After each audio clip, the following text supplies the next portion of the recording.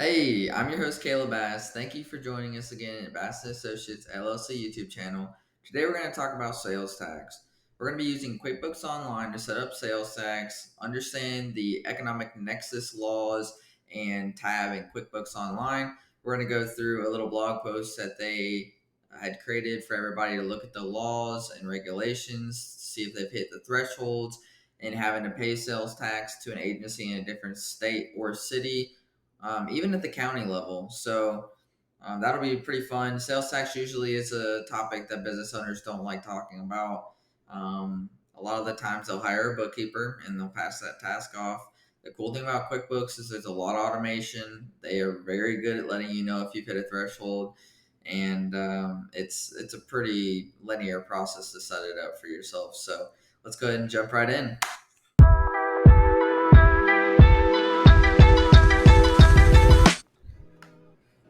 Alrighty, so we're in the dashboard here. Um, First things first, make sure you're logged in, always. Then we're going to go over here to the taxes tab. Go right over to sales tax to get into the sales tax tab. We're going to see that we already have a few departments set up for our sales tax. Initially, what it'll do is it'll give you this green button with a setup prompt. It'll say go through your setup. It'll ask you to search up your agencies or attach the already existing ones if you have any. And it'll, based off your sales, it'll say, okay, you're paying the sales tax to which agency, and it'll be like the state. Or if you have a physical presence in a certain state, city, or county, you have to set it up combined, right? So you have to do the state, then you have to do the county and city tax rates, and then that'll all be one combined rate. So when you charge out to your client, they see one rate, not like three or two line items for different sales tax rates, like 6%, 2%, 1%, and then that equals 9, right? Or whatever. Um, it's pretty simple in here. You can look at more details. You can see taxable sales, non-taxable sales, gross sales. So since this is a sample company, we don't have anything going on in here because we haven't actually sold anything, and these aren't actually attached to the agencies. But in the case that you had taxable sales, these amounts would populate here, and it would show you um, different filings that you've done throughout the month, quarter, year, depending on how often and you have to file, what's your filing frequency.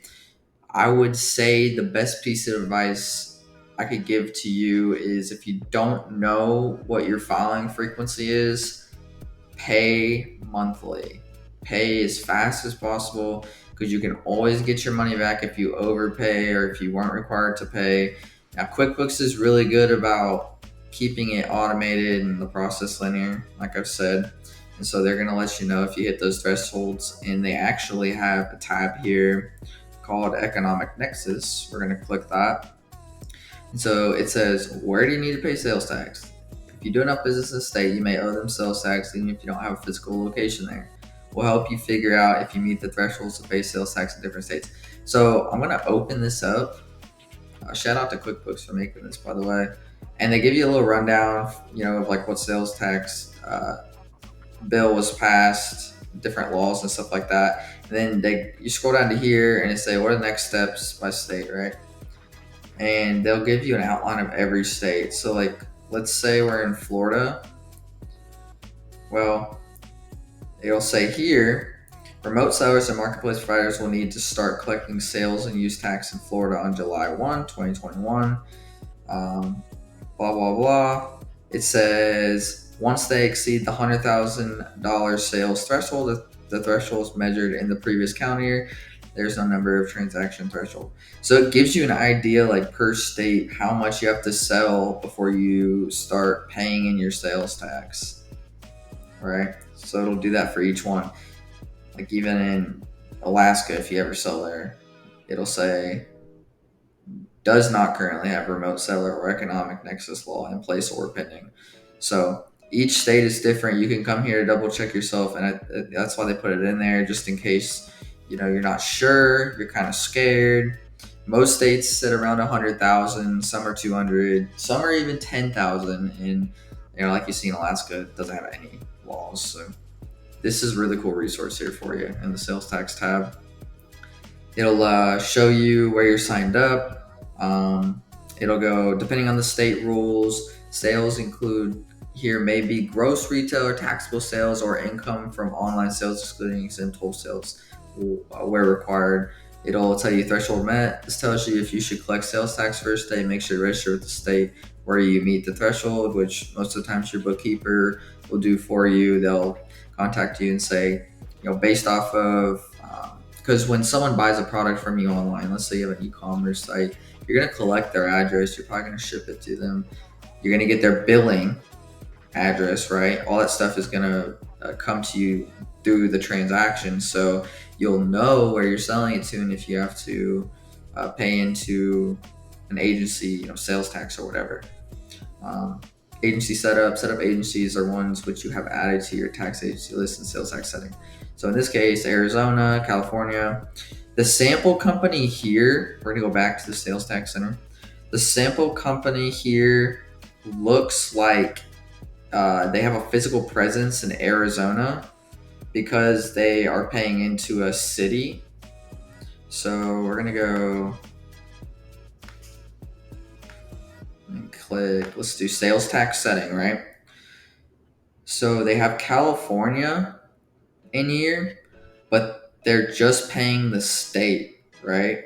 But then they have Tucson as a combined rate of, coming out to 9.1%. Arizona's state tax and Tucson City. So you could probably guess that they have a physical presence here. And then if they were to sell a certain amount of product to a city within the city limits or, within a county, they may have to create a combined rate for California as well, but they might have just hit the threshold of California sales across the board and don't have any physical presence or anything, so they don't have to pay out this extra tax here to the city.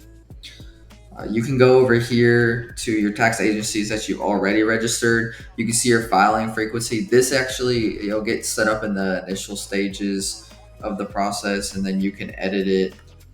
You can go quarterly, yearly.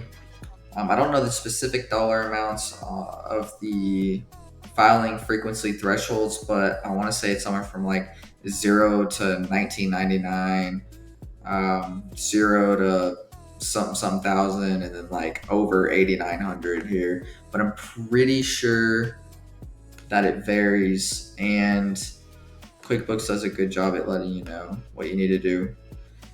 But you can add a rate here.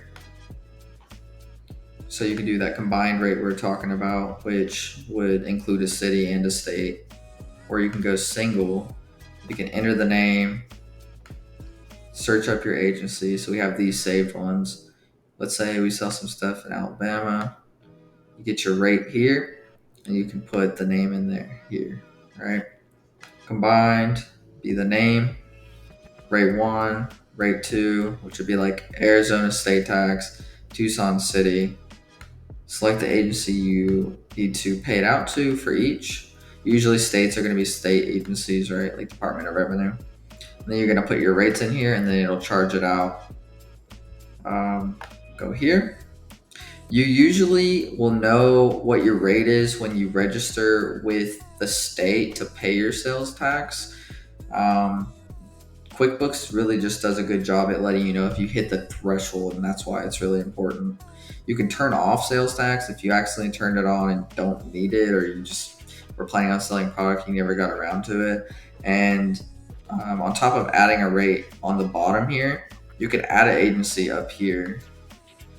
So that's pretty cool, based off the city, the county, stuff like that, or even the state.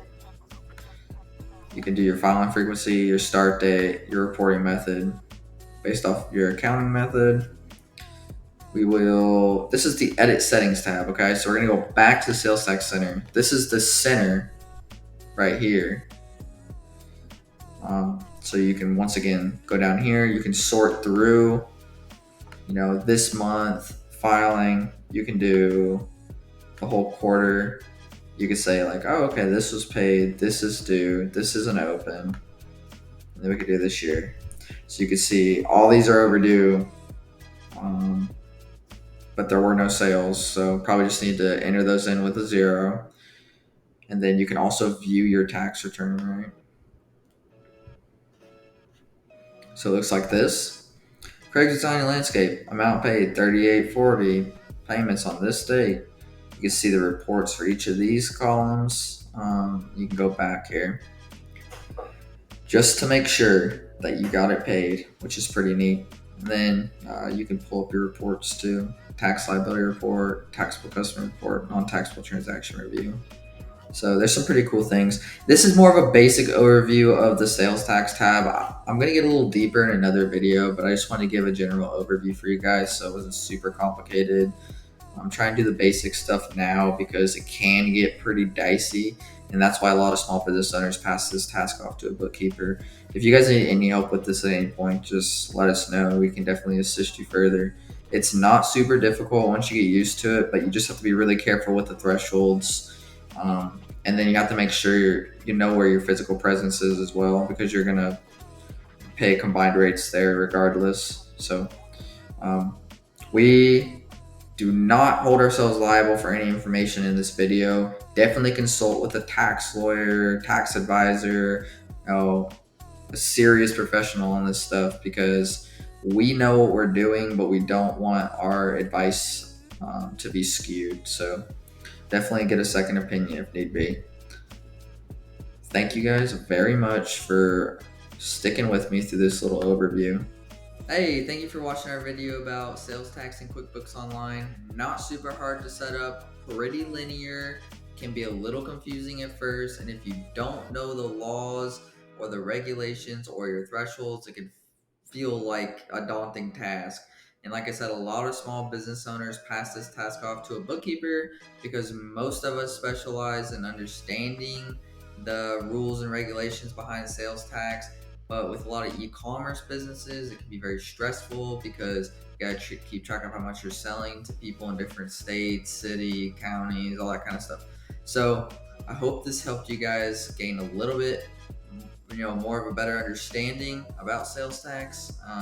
If you have any questions, just leave them in the comments. We'll reach back out to you as fast as possible. Make sure to leave a thumbs up and subscribe, and until next time, guys.